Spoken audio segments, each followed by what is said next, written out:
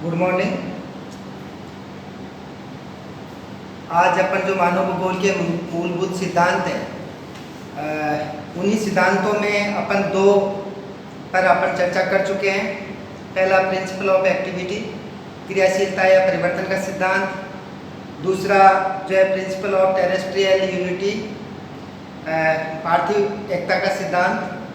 और आज अपन जो है मानव भूगोल के जो तीसरा जो सिद्धांत है वो है environmental principle of environmental adjustment, वातावरण समायोजन का सिद्धांत।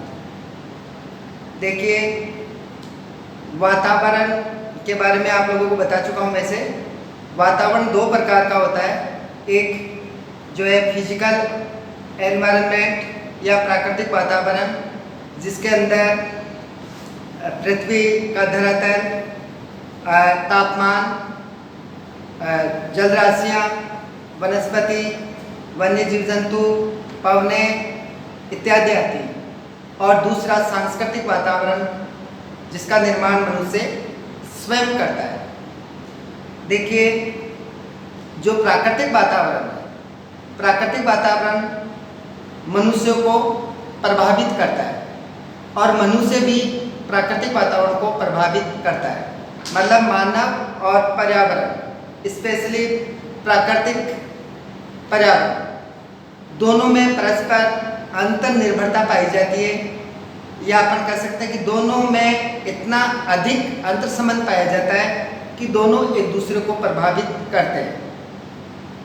देखिए दोस्तों, आप लोगों को पता होगा कि प्रारंभ में जब जर्मन विचारधारा आई तो मनुष्य को मात्र पृथ्वी की उपज माना, पृथ्वी का पुतला तक माना। मतलब कि पृथ्वी ही मनुष्य के क्रियाकलापों को, मनुष्य के शारीरिक गठन को, उसके रंग रूप को, उसके खान पान को, सबको प्रभावित करती है। और मनुष्य सिर्फ प्रकृति का दास बनकर जीता है। लेकिन धीरे धीरे जो है 20वीं शताब्दी के प्रारंभ में जो निश्चयवाद की जो विचारधारा थी या जर्मनी विचारधारा थी, इसका विरोध होना प्रारंभ हुआ और जो है एक नई विचारधारा का उदय हुआ, संभववाद का। इनडायरेक्टली हालांकि अपन जो है डिटर्मिनिज्म और पॉसिबिलिज्म और न्यू डिटर्मिनिज्म के बारे में अपन विस्तार से बाद में चर्चा करेंगे। आज इन्हीं से संबंधित जो मानव पर्यावरण के परस्पर संबंध है या मनुष्य प्रकृति के साथ कैसे सामंजस्य करता है, इसी पर आधारित जो मानव भूगोल का महत्वपूर्ण सिद्धांत है, वातावरण समायोजन का सिद्धांत, इस पर अपना जो है मुख्य फोकस रहेगा। देखिए, मनुष्य वातावरण के साथ किस प्रकार समायोजन करता है या किस प्रकार वो सामंजस्य करता है, इसमें सबसे महत्वपूर्ण है कि मनुष्य का समायोजन किन विधियों के द्वारा होता है या इसका प्रोसेस क्या होता है, इसकी प्रक्रिया क्या होती है। तो देखिए, वातावरण के साथ मनुष्य जो सामंजस्य करता है या समायोजन करता है वो दो प्रकार से करता है। एक एडाप्टेशन और दूसरा मॉडिफिकेशन। एडाप्टेशन मीन्स वातावरण के साथ अनुकूलन करना और मॉडिफिकेशन का मतलब है कि मानव द्वारा वातावरण में परिवर्तन करना। सबसे पहले अपन बात करेंगे मानव के प्रकृति के साथ अनुकूलन। अनुकूलन जो प्रक्रिया है ये बेसिकली वातावरणवाद को सपोर्ट करती है। मतलब वातावरणवाद या निश्चयवाद का समर्थन करती है। इसमें जिस प्रकार की प्रकृति होती है, जिस प्रकार का प्राकृतिक वातावरण होता है, उसी के अनुसार जो है मनुष्य अपने आप को ढालता है या मनुष्य अपना अनुकूलन करता है। जैसे एक मैं आप लोगों को उदाहरण दूं कि जैसे मान लो कोई अपने कॉलेज के अंदर मान लो आप लोगों की क्लास है और उस क्लास में मान लो एक नया बच्चा आता है, फ्रेश एडमिशन होता है, तो वो आके अपनी जो फ्रेंड सर्किल क्रिएट करता है उसमें वो देखता है कि यहाँ का ट्रेंड क्या है, यहाँ के बच्चों की सोच क्या है। तो वो यहाँ आप लोगों की जैसे सोच होगी उसी के अनुसार अपने आप को वो ढाल लेगा और आपकी तरह वो बन जाएगा। लेकिन कभी कभी उसको लगता है कि ये सही नहीं है, तो वो अपने अनुसार आप लोगों को परिवर्तित करने की कोशिश करेगा। तो किस प्रकार यहाँ आप लोगों के साथ उसने सामंजस्य किया, एक तो अपने आप को आपके साथ जो है अडॉप्ट किया या एडॉप्टेशन किया, अनुकूलन किया, आप लोगों की तरह ही वो बना। दूसरा, आप लोगों को उसके अनुसार उसने बनाया। तो एक तो उसने अनुकूलन किया आपके साथ और दूसरा आपने आप में परिवर्तन हुआ उसके द्वारा, या उसने आपके साथ आपको परिवर्तित किया उसके अनुसार। दूसरा, अगर अपन उदाहरण देते हैं या उदाहरण लेते हैं बहुत सिंपल, कि जैसे मान लो कोई यूरोपियन कंट्रीज की कोई फैमिली है या कोई व्यक्ति है और वो मान लो यहाँ अजमेर में आके वो लंबे समय तक रहता है। तो देखिए यहाँ जैसे ही वो आएगा तो उसको कम्युनिकेशन में प्रॉब्लम आएगी, उसकी लैंग्वेज अलग है, आप लोगों की लैंग्वेज अलग है, तो भाषा को वो समझ नहीं पाएगा। तो वो क्या करेगा, कुछ टर्मिनोलॉजी, कुछ शब्द वो अपने सीखेगा ताकि वो अपना कम्युनिकेशन कर सके, अपने साथ वो वार्तालाप कर सके। साथ ही साथ क्योंकि उसका खान पान अलग है, अपन लोगों का यहाँ का अलग है, तो वो क्या करेगा कि राजस्थानी कल्चर के अनुसार, जैसे मान लो बाजरे की रोटी है या यहाँ की मान लो सरसों की सब्जी है या और कुछ है, तो यहाँ की जो खान पान है उसको वो अपनाएगा। साथ ही साथ वो, क्योंकि वहाँ पर बहुत यूरोपियन कंट्रीज के अंदर सर्दी होती है, स्पेशली जो जो लैटिट्यूड है, उच्च अक्षांश से जो देश है यूरोप महाद्वीप के, उनमें तो वहाँ पर बेसिकली ऊन के कपड़े या चमड़े के कपड़े पहनते हैं क्योंकि सर्दी ज़्यादा पड़ती है अपनी अपेक्षा।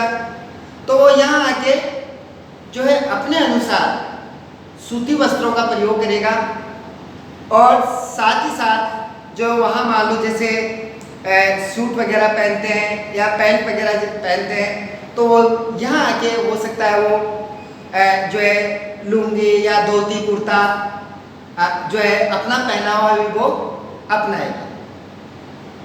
तो देखिए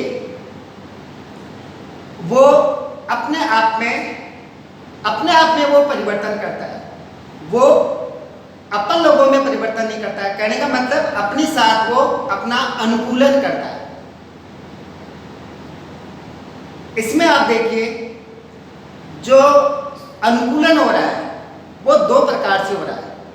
एक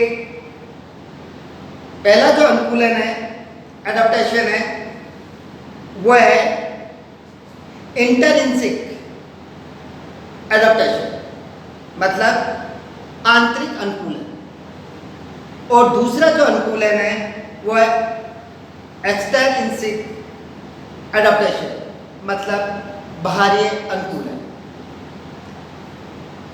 आंतरिक अनुकूलन है जिसे अपन इसको एक टेबल के थ्रू अपन समझ सकते हैं कि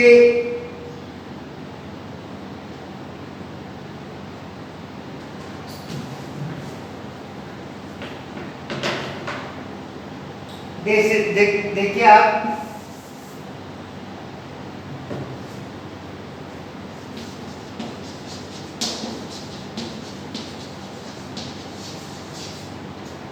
एनवायरमेंटल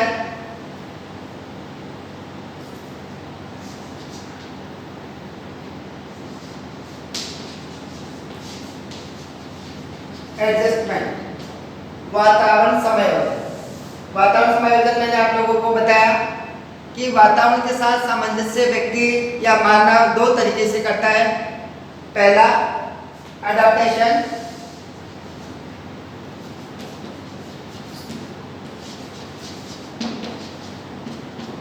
मतलब अनुकूलन, और दूसरा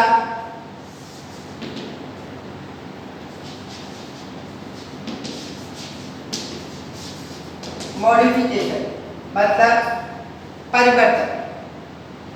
जो मैं अभी आप लोगों को मैं एडॉप्टेशन बता रहा हूँ, ये इस एडॉप्टेशन को अपन पुनः दो भागों के अंदर बांटते हैं अपन। एक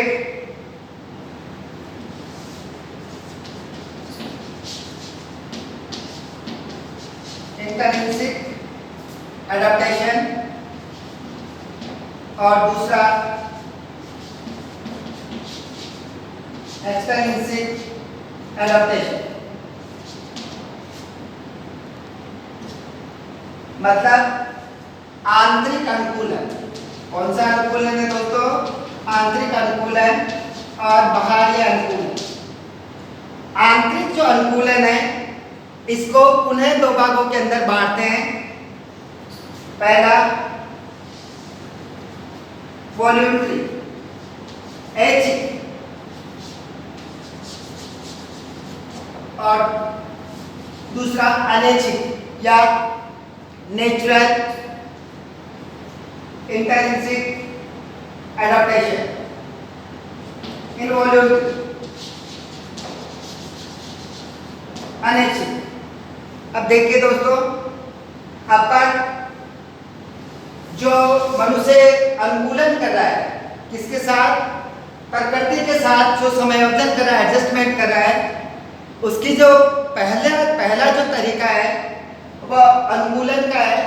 अनुकूलन में मानव प्रकृति को परिवर्तित नहीं करता, बल्कि क्या करता है, वो उस प्रकृति के अनुसार अपने आप को ढालता है। तो इसके अंदर दो प्रकार से वो अपना अनुकूलन करता है, एक आंतरिक अनुकूलन और दूसरा बाहरी अनुकूलन। आंतरिक अनुकूलन को पुनः दो भागों के अंदर विभाजित करते हैं।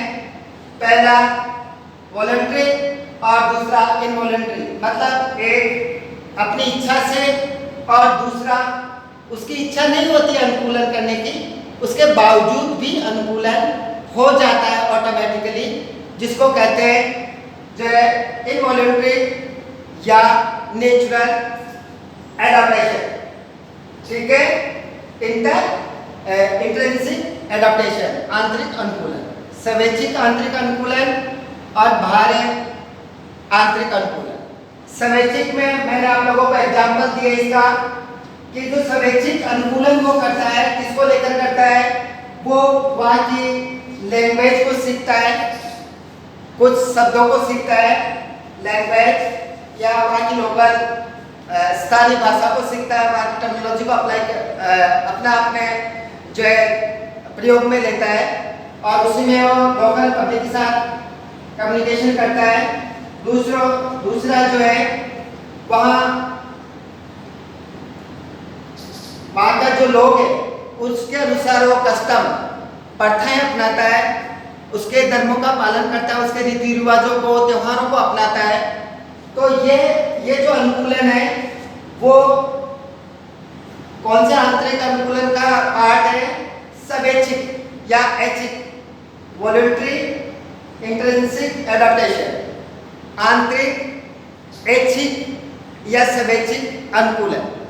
और दूसरा जो अनैच्छिक इनवॉलंटरी है या प्राकृतिक है, वो ये है कि जैसे मान लो वो विदेशी आया यहाँ पे या ठंडे प्रदेशों का कोई भी व्यक्ति आया गर्म प्रदेशों में, तो वो जब गर्म प्रदेशों में रहेगा लगातार तो पिगमेंटेशन बनेंगे और मतलब उसकी जो ब्लड है उसके अंदर लाल रुधिर कणिकाएं ज़्यादा बनेगी, पिगमेंट ज़्यादा बनेंगे, उसके कारण उसकी स्किन का कलर धीरे धीरे काला हो जाएगा, मतलब उसकी स्किन धीरे धीरे काली हो जाएगी, गेहूं कलर होने लगेगा उसका आने वाले समय में, आने वाली उसकी पीढ़ियों में।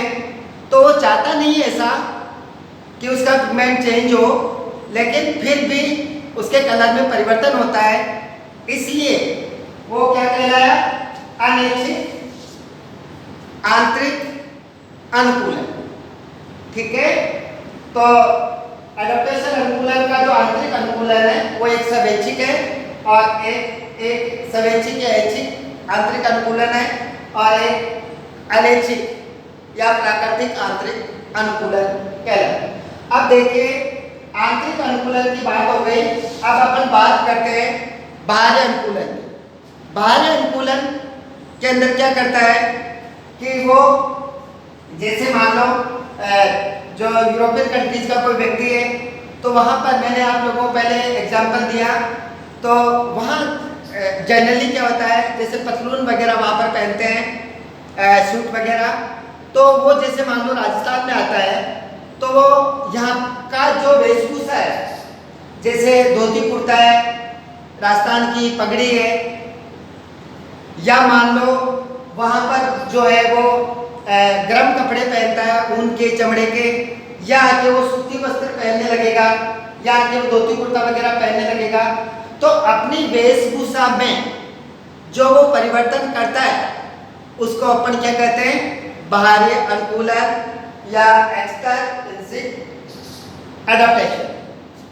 अब देखिए वातावरण के साथ जो मनुष्य जो सामंजस्य स्थापित करता है, उसका पहला तरीका अपन ने समझा, अनुकूलन के द्वारा वो वातावरण के साथ अपना समायोजन करता है या सामंजस्य स्थापित करता है, और जो है क्षेत्र का, अपने क्षेत्र का संगठन करता है, एरिया ऑर्गेनाइजेशन करता है। लेकिन जो दूसरी जो इसकी विधि है वो विधि है मॉडिफिकेशन कि मैं जैसा वातावरण है या जैसी प्रकृति है उसके अनुसार अपना व्यवहार नहीं करूँगा, बल्कि मैं जो प्राकृतिक वातावरण है, जैसे वहाँ की जलवायु है, वर्षा है, वहाँ का धरातल है, वहाँ की रेनफॉल या जलराशियाँ हैं, तो उसके अंदर या मृदा है, तो उसके अंदर में उसके अनुसार मैं अपने आप को नहीं डालूंगा, बल्कि मैं उसमें परिवर्तन करूँगा। तो ये वातावरण के साथ समायोजन या सामंजस्य स्थापित करने का दूसरा तरीका है वातावरण या प्रकृति में परिवर्तन करना। मानव वातावरण के साथ जो परिवर्तन करता है वो परिवर्तन कैसे करेगा, एक तो करेगा उसकी अपनी नीड्स होगी, मनुष्य की जो नीड्स होगी, जो आवश्यकताएं होगी, आवश्यकताओं के अनुसार वो वातावरण में परिवर्तन करेगा। दूसरा, उसकी अपनी चॉइस जो है उसके अनुसार, अपनी जो टेस्ट है, इच्छा है, उसके अनुसार वो वातावरण में परिवर्तन करेगा। तीसरा है, वातावरण में परिवर्तन उतना ही कर पाएगा जितनी उसकी कैपेसिटी है, जितनी उसकी क्षमता है वातावरण में परिवर्तन करने की। तो मानव वातावरण के अंदर परिवर्तन अपनी आवश्यकताओं, अपनी इच्छा और अपनी शक्ति या क्षमता के आधार पर जो है वातावरण के साथ मनुष्य परिवर्तन करता है। देखिए प्रकृति बहुत सारी जो है पॉसिबिलिटीज देती है, संभावनाएं देती है। आप लोगों को पता है कि संभववाद जो टर्म है, इसका जो है बेसिकली ये फ्रांसीसी विचारधारा है या फ्रांसीसी दृष्टिकोण है, और जहाँ पर जो है एडाप्टेशन कंप्लीटली एक तरह से डिटर्मिनिज्म, निश्चयवाद या वातावरणवाद का समर्थन करता है, उसी प्रकार मॉडिफिकेशन जो है पॉसिबिलिज्म का समर्थन करता है। और पॉसिबिलिज्म जो संभववाद की जो विचारधारा या दृष्टिकोण है, इसका विकास फ्रांस में हुआ था, इसलिए इसको फ्रांसीसी विचारधारा के नाम से भी जानते हैं। देखिए मनुष्य मनुष्य अपनी इच्छा, आवश्यकता और अपनी क्षमता के अनुसार जब परिवर्तन करता है तो प्रकृति भी कुछ पॉसिबिलिटीज या कुछ लिमिट्स ऑफ चॉइस जो है इच्छा की सीमाएं देती है, लिमिट्स देती है या संभावनाओं की सीमाएं देती है। उन सीमाओं के अंदर मनुष्य ऐसा नहीं है कि प्रकृति में कंप्लीटली वो चेंज कर देगा, बल्कि प्रकृति ने जो चेंज करने की जो संभावनाएं हैं उन संभावनाओं की एक सीमा जो है रहती है। उस सीमा के अंदर जो है मनुष्य प्रकृति में परिवर्तन कर पाता है। देखिए, प्रकृति के अंदर जो परिवर्तन करता है मनुष्य, वो किस रूप में करता है। उदाहरण के लिए मैंने आप लोगों को पहले बताया कि जैसे मान लो कोई ठंडे देश का व्यक्ति या प्रदेश का व्यक्ति गर्म प्रदेश में आकर रहता है, चाहे वो राजस्थान में रहता है, आके किसी डेजर्ट एरिया में, थार डेजर्ट में रहता है, या फिर मान लो आप देखो कि सदर्न इंडिया के किसी स्टेट के अंदर वो आकर बसता है, तो देखिए वो क्या करता है। जैसे आप जितने भी जो है दक्षिणी भारत के जितने भी अपने स्टेट हैं, राज्य हैं, उनमें देख लो, चाहे अपन राजस्थान में देख लो, और राजस्थान में भी स्पेशली जो वेस्टर्न राजस्थान, पश्चिमी जो राजस्थान है, जिसको अपन थार का मरुस्थल के नाम से भी जानते हैं, वहाँ अगर मान लो कोई ठंडे प्रदेश का व्यक्ति आके रहता है, तो यहाँ पर वो क्या करेगा कि बहुत सारी यहाँ पर उसको जो है वो यहाँ की गर्मी को और यहाँ की जो है लू को वो सहन नहीं कर पाएगा।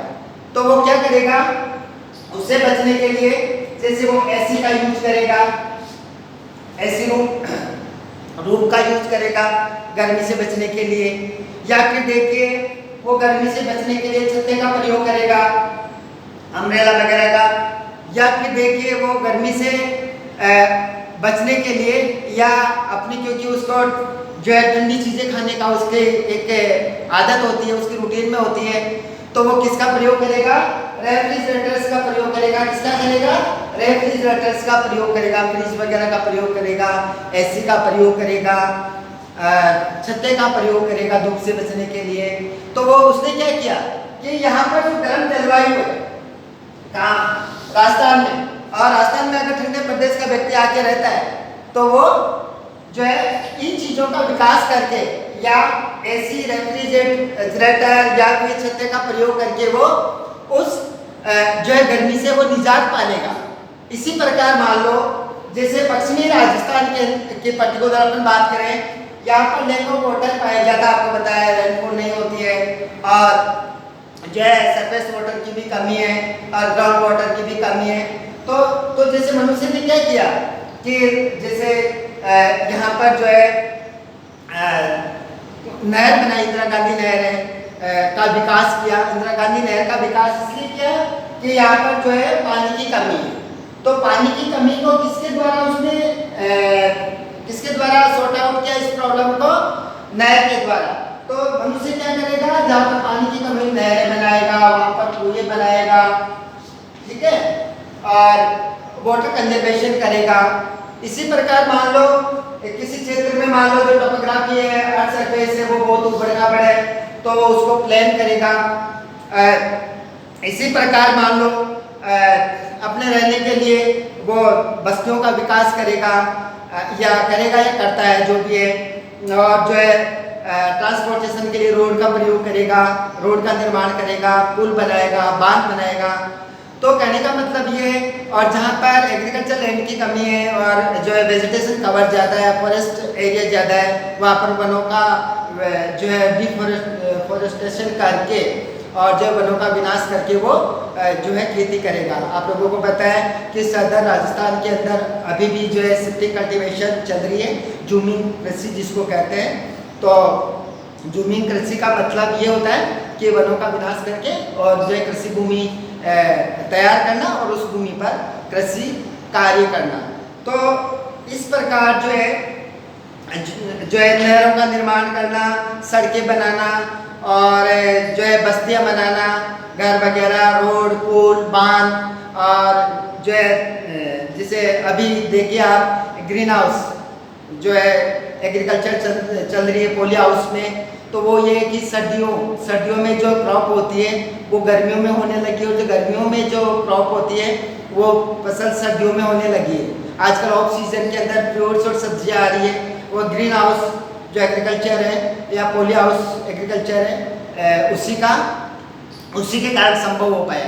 तो कहने का मेरा मतलब ये है कि जो प्रकृति के साथ जो सामंजस्य स्थापित करता है या प्रकृति के साथ या वातावरण के साथ जो समायोजन स्थापित करता है मानव, वो दो रूपों में करता है और अपने क्षेत्र का वो संगठन करता है। वो दो रूप आपके क्लियरली समझ में आ गया होगा कि एक तो अनुकूलन है और दूसरा रूपांतरण है। अनुकूलन के द्वारा वो प्रकृति जिस प्रकार की है उसी के अनुसार अपने आप को डालता है। अगर मान लो सर्दी ठंडा प्रदेश है, जैसे हाई एल्टीट्यूड और हाई लैटिट्यूडिनल उच्च अक्षांशीय प्रदेशों में और ऊंचाई वाले प्रदेशों के अंदर, दोनों ही क्षेत्रों के अंदर मनुष्य क्या करता है, गर्म कपड़े पहनता है क्योंकि वहाँ की जलवायु ठंडी है, और इसके चमड़े वगैरह के कपड़े पहनता है। इसके अलावा उनका जो खान पान होता है वो भी, जैसे एस्किमोज है, आप लोगों को पता है एस्किमोज जो है इधर उत्तरी गोलार्ध के अंदर यहाँ पर हाई लैटिट्यूडिनल जो एरिया है, उच्च अक्षांशीय क्षेत्र है यहाँ पर जो है कनाडा साइड के अंदर। तो फिर यहाँ पर ग्रीनलैंड वगैरह, तो यहाँ पर वो लोग क्या करता है, वो सील मछली खाते हैं और उसी के अनुसार जो है वो कपड़े पहनते हैं, और घरों को गर्म रखने के लिए वो जो है मछलियों की चर्बी वगैरह जलाकर उनको गर्म रखते हैं। तो कहने का मेरा मतलब ये कि मनुष्य का जो पहला तरीका है प्रकृति के साथ एडजस्टमेंट का या समायोजन का, सामंजस्य का, वो अपने आप को प्रकृति के अनुकूल बनाना है या प्रकृति के अनुसार अपने आप को डालना होता है। और दूसरा जो इसका तरीका है वो मॉडिफिकेशन का है कि प्रकृति के अनुसार मैं अपने आप को नहीं डालूंगा बल्कि मैं प्रकृति में परिवर्तन करूंगा। तो ये प्रकृति के साथ समायोजन या सामंजस्य स्थापित करने का दूसरा तरीका है प्रकृति में रूपांतरण या परिवर्तन करना। तो इस प्रकार जो है प्रकृति के साथ समायोजन या सामंजस्य का पहला तरीका अनुकूलन एडेप्टेशन, और दूसरा तरीका जो है उसमें मॉडिफिकेशन रूपांतरण या परिवर्तन। देखिए आप लोगों को मानव भूगोल का ये जो तीसरा सिद्धांत था वातावरण समायोजन या प्रिंसिपल ऑफ एनवायरमेंटल एडजस्टमेंट का, वो आपको समझ में आ गया होगा और इस व्याख्यान को आप लोगों ने एंजॉय किया होगा। आप लोगों के लिए ये बहुत उपयोगी रहेगा। और आपको जो नेक्स्ट जो लेक्चर है वो आपका कल होगा। और आज बस इतना ही। Thank you so much.